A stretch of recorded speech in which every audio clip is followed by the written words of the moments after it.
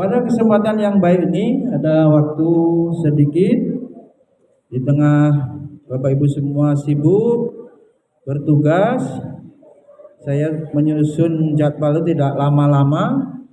Untuk tambahan ada 5 faktor penting sudah saya share di grup untuk bagaimana melahirkan pohon yang baik. Umpamanya pendidikan ini seperti petani yang menanam. Orang tua seperti petani yang menanam. Yang diharapkan itu menghasilkan apa? Pohon yang baik berbuah gitu. Dari upaya tarbiyah yang dilakukan itu menghasilkan ya panen. Karena seorang mukmin itu sejatinya pribadi mukmin itu seperti apa? Pohon, ya. Bagaimana Ibnu Jarir atau Bari dalam tafsir Jami'ul Bayan menyebutkan pohon yang baik sajaratun thayyibah. Tafsirnya adalah pohon yang mengakar, akarnya itu menghujam ke bumi. Ini akidah maknanya ini. Akidahnya kokoh. Dan batang dahannya menjulang ke langit. Ini ibadah-ibadah. Ini kalau ruang lingkup Islam kan akidah, ibadah dan akhlak. Syariah nanti juga bagian daripada ruang lingkupnya.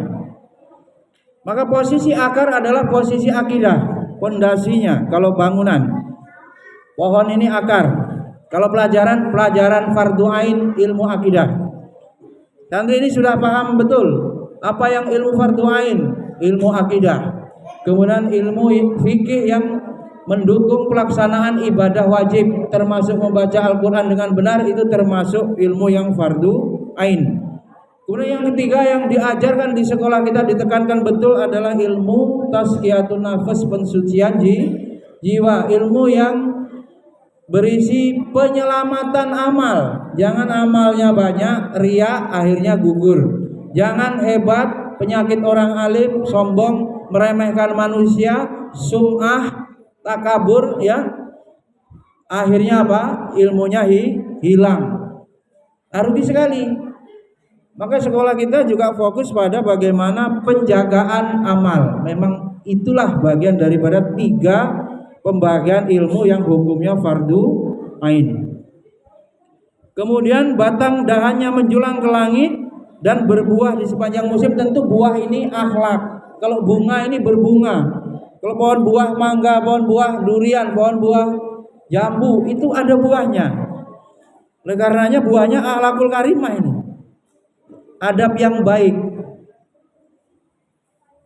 Ku anfusakum wa ahlikum naro adalah tafsirnya adalah adibuhum wa alimuhum. Orang tua harus mengajarkan adab kepada anak-anaknya dan ajari ilmu, ajari adab, baru kemudian ajari ilmu. Nah, akhlak karimah adalah buah dari pendidikan Islami, sebagaimana misi profetik atau kenabian. Innama bu'istu liutamima makarimal akhlak. Jadi tujuan beragama pada akhirnya untuk mewujudkan akhlak mulia. Dan Rasul laqad kana fi Rasulillahi uswatun hasanah liman kana yarjullaha wal yaumil akhir. Ya, kita kembali kepada bagaimana Rasulullah mendidik para sahabat radhiyallahu anhum ajmain dan juga tabi'in, tabi'in itulah generasi terbaik, kita ikuti, ya. Yang sudah tidak ada justru yang selamat dari fitnah. Maka orang tua, ya, nasihat ini juga untuk saya sendiri, Bapak Ibu sekalian, mesti sadar bahwa anak belajar di banyak sekolah, ya.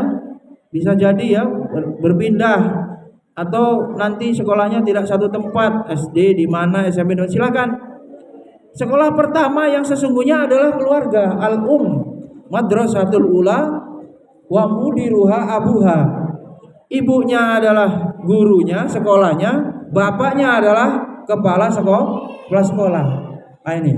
Maka sinergi orang tua, peran ayah dan peran ibu ini tidak bisa diserahkan parenting itu cuma kepada ibunya saja, ya.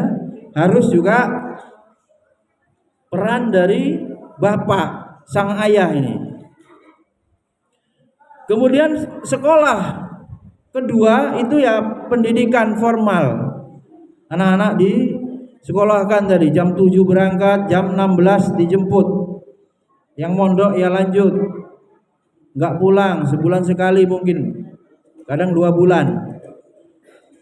Sekolah ketiga itu lingkungan sosial keagamaan. Jadi lingkungan sosial ini juga mendidik, membentuk kepribadian anak-anak kita.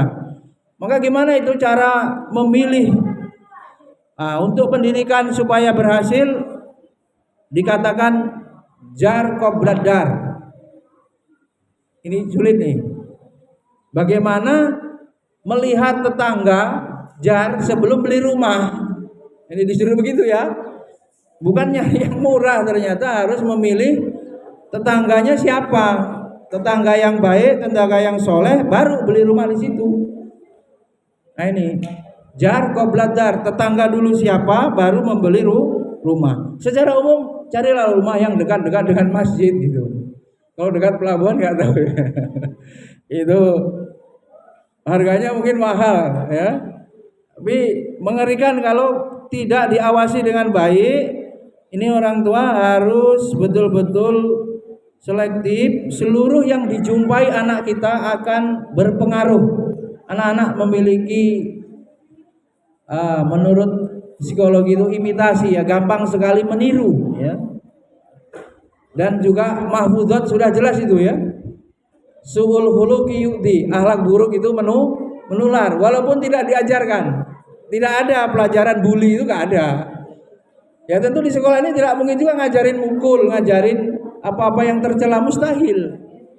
Kalau gurunya ada kelemahan manusiawi sebagaimana orang tua, Rasul juga pernah salah. Maka semua guru orang tua kan berupaya bagaimana mengikuti Rasul sekuat-kuatnya. Itu komitmennya, pemikirannya begitu. Kenyataannya dia punya aib, punya kelemahan, manusiawi. Tapi tentu dalam program tidak mungkin kepala sekolah perintahkan ajarkan yang bully, ajarin untuk ngusilin, mustahil. Nanti itu dari mana? Yang kemudian masing-masing punya potensi, kita nggak akan salah-salahkan siapa, semua sama. Fa'alhamaha fujuraha wa sama, ya. Bahkan kajian gen itu bisa ke atas, ya.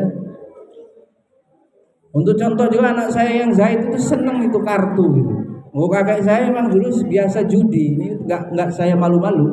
Kecil saya itu ngeliat gaple Pak Bambang, kakak yang tinggi besar itu kan kami tua itu. Orang kalau mau masuk tran ke rumah kakak saya dulu, nah, di situ banyak gaple, banyak remi. Kemarin sering dirazia, nemu remi dari mana? Walaupun bapaknya katanya ustadz, ya sama saja karena dia tidak hanya menurun dari bapaknya, dari ibunya, dari mbah kakaknya ke atas, sangat mungkin. Seperti kisah hadis yang onta ini kok warnanya begini, ini dari mana ini keturunan ini? Wong induknya nggak begini kok warna kulitnya beda. Nah itu sebagai dalil bahwa gen itu menurun, ya. Bahkan sampai apa istilah Jawa itu canggah wareng, tebak bosok, udah 7 ke atas lah. Itu bisa berpengaruh ya. Nasab itu bisa berpengaruh. Kita tidak bermaksud untuk menyalahkan takdir, tapi kajian psikologi bagian bab nasab itu mengaruhi. Oleh karenanya apapun yang ada pada kondisi anak kita, keluarga kita masa lalu, itu bagian daripada takdir yang kita imani. Lalu kita sikapi dengan baik, bagaimana mendidik anak-anak kita ke depan supaya berhasil dengan baik. Ada 5 faktor Bapak Ibu sekalian yang penting untuk melahirkan pohon yang baik tadi, supaya berhasil mendidiknya, supaya panen.